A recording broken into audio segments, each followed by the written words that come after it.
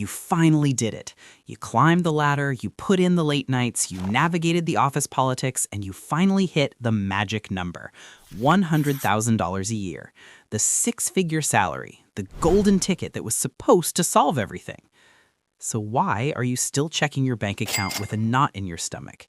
Why does your credit card balance seem to hover in the danger zone every single month? Why are you sitting at your kitchen table at 11 p.m. staring at a spreadsheet trying to figure out how you're earning more money than 80% of the population, but still feel like you're one bad, unexpected car repair away from financial ruin? Here is the uncomfortable truth that nobody wants to say out loud because it sounds ungrateful. $100,000 isn't rich anymore. In many major cities, it's not even middle class. It is the new working poor. You are not crazy, you are not bad with money, and you are not alone. You are just living in an economic reality that has fundamentally shifted beneath your feet while the world kept handing you an outdated map. Let's look at the math, because the math doesn't care about your feelings or your job title. When you see $100,000 on your offer letter, your brain sees a fortune, but your bank account never sees $100,000. The federal government takes their cut, the state government takes theirs, Social Security and Medicare take a bite.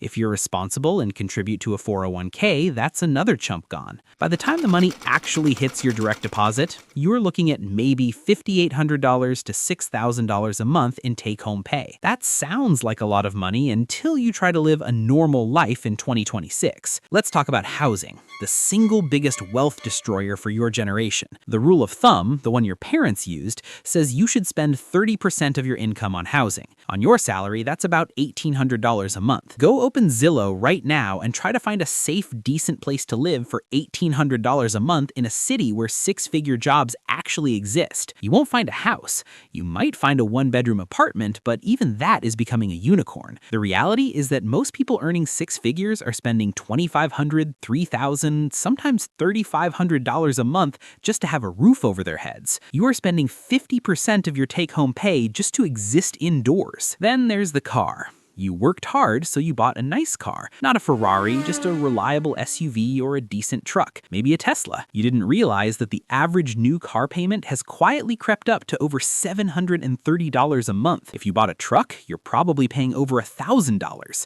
Add in insurance, gas, and maintenance, and your transportation cost is easily $1,200 a month. So let's do the running total. You have $6,000 coming in, you spend $3,000 on rent and $1,200 on your car. You have $1,800 left. You haven't bought a single calorie of food yet. You haven't paid your student loans, which are probably another $400 to $600. You haven't paid for your phone, your internet, your electricity, or that gym membership you swore you'd use. By the time you cover the absolute basics of survival, food, utilities, debt service, you have maybe $400 left. $400. That is your margin. That is your wealth. That is the gap between you and disaster. One medical bill, one wedding invitation, one blown tire, and you are in the red. This is why you feel broke. Because mathematically, you are broke. You are running a six-figure business called Your Life Inc., and your profit margin is zero. But it gets worse. It's not just the prices. It's the psychological trap of the six-figure lifestyle. We call this lifestyle creep, but that's too gentle of a term.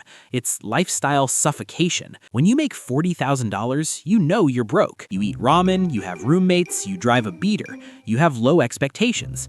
But when you make $100,000, you feel entitled to a certain standard of living. Society tells you that you have made it, so you're supposed to look like you have made it.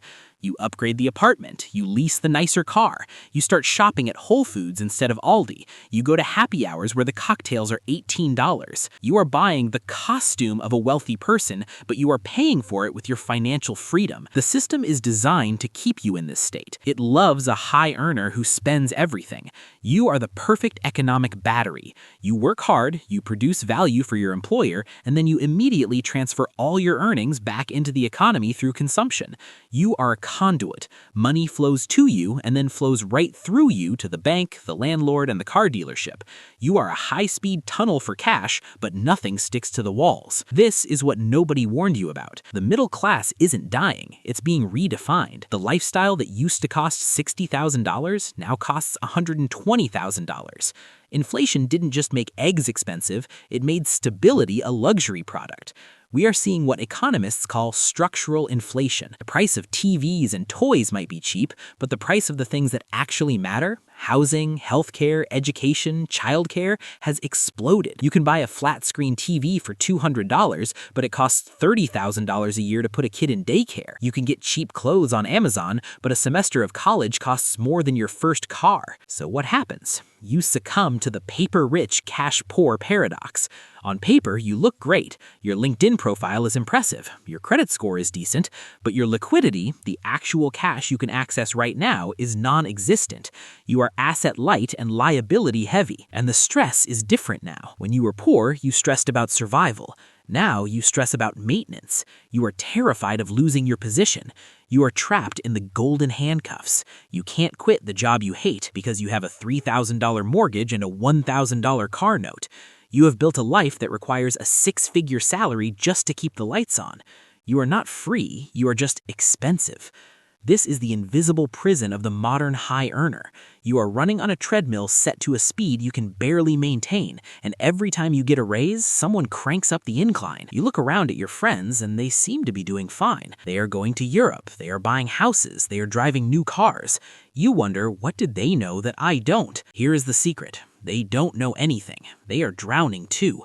They are financing the vacation on a credit card. They are barely making the minimum payment on the Audi. They are one layoff away from losing the house. We are a generation of masterful illusionists, all pretending we aren't terrified. But here's the good news. Once you admit that the game is rigged, you can stop playing by their rules. You can stop trying to win the game of look rich and start playing the game of get free. The first step is to kill the entitlement. You have to mourn the lifestyle you thought $100,000 would buy you. It's gone. It doesn't exist anymore. You have to accept that in 2026, $100,000 is a great shovel, but it's not the gold mine. You have to use that shovel to dig yourself out, not to dig a deeper hole. This means doing the unthinkable. It means making six figures and driving a 10-year-old Honda. It means living in an apartment that is slightly embarrassing for your job title. It means telling your friends no to the expensive dinner, not because you can't afford it, but because you refuse to pay the status tax. The moment you stop caring about looking wealthy is the moment you actually start becoming wealthy. The math is brutal, yes, but it is only fatal if you ignore it. The $100,000 trap is real, but the door is unlocked. You just have to be willing to walk out of the VIP section and back into reality, because reality is where the real money is kept. Let's dig deeper into the invisible enemy that is eating your paycheck from the inside out. Structural inflation. The government tells you inflation is 3%. You look at your grocery bill and you know that's a lie. But here's the trick. They're not lying about the average, they're lying about the relevance. The CPI measures a basket of goods that includes things like flat-screen TVs, cheap plastic toys from overseas, and software subscriptions. Those things have gotten cheaper or stayed flat. But the things that actually define a middle-class life, the non-negotiables, have exploded in price. We call this the cost of thriving index. Since 2000, the cost of hospital services has gone up over 200%. College tuition, up 170%. Childcare, in many states, putting 2 kids in daycare costs more than the mortgage on a median home. You are earning $100,000, and if you have a family, you aren't fighting 3% inflation, you are fighting 20% inflation on the things you actually need to survive. You are swimming upstream against a current that is moving faster than you can swim, and you are wondering why you're exhausted. And while you're exhausted, the system sends in its cleanup crew to finish you off. The debt industry. When your $6,000 monthly take-home pay runs out on the 25th of the month, you don't stop eating, you don't stop driving, you pull out the plastic. You bridge the gap with credit. And this is where the trap snaps shut. You justify it. You say, it's just for a few days, I'll pay it off next month. But next month brings a transmission repair. It brings a dental emergency. It brings a friend's wedding in Cabo that you felt obligated to attend. Suddenly, you are carrying a $5,000 balance, then $10,000. At 24% interest, that debt is a mathematical cancer. It grows while you sleep. It gets worse. We have normalized the buy now, pay later culture. It used to be for big things like houses. Now you can finance a pizza. You can finance a pair of sneakers. You are literally slicing your future income into thinner and thinner slivers, handing them out to corporations before you've even earned the money. You are literally eating your future self's lunch. So how do you break out? how do you escape a prism that is built out of your own lifestyle choices and economic headwinds? You have to undergo a radical psychological shift. You have to stop identifying as a consumer and start identifying as a capital allocator. A consumer looks at $100,000 and asks, what can I buy with this? The metric you need to obsess over is not income, it is the gap. The gap is the distance between your income and your expenses. That is it. That is the holy grail.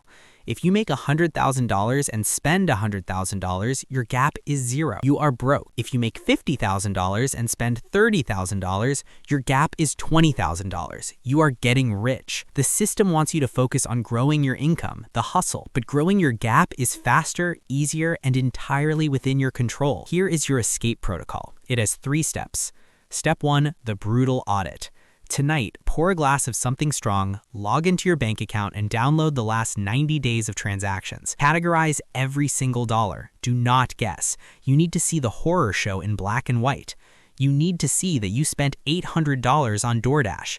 You need to see the $200 in subscriptions you don't use. This hurts. It is supposed to hurt.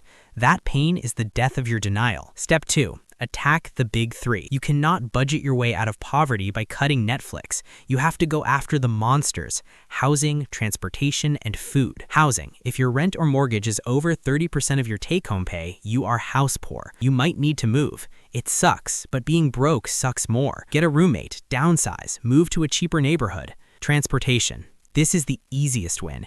If you have a car payment over $500, sell the car. But I'm underwater. I don't care. Get a personal loan to cover the difference if you have to. Buy a $5,000 beater and drive it until the wheels fall off. The average car payment invested in the S&P 500 for 40 years is worth millions. You are driving your retirement. Park it. Food. Stop eating out, period. If you are in debt, a restaurant is a luxury you cannot afford. Learn to cook. It is healthier, it is cheaper, and it is a skill that pays you dividends forever. Step 3. Automate the freedom tax. Once you have widened the gap, you must capture it immediately. If you leave that extra money in your checking account, you will spend it.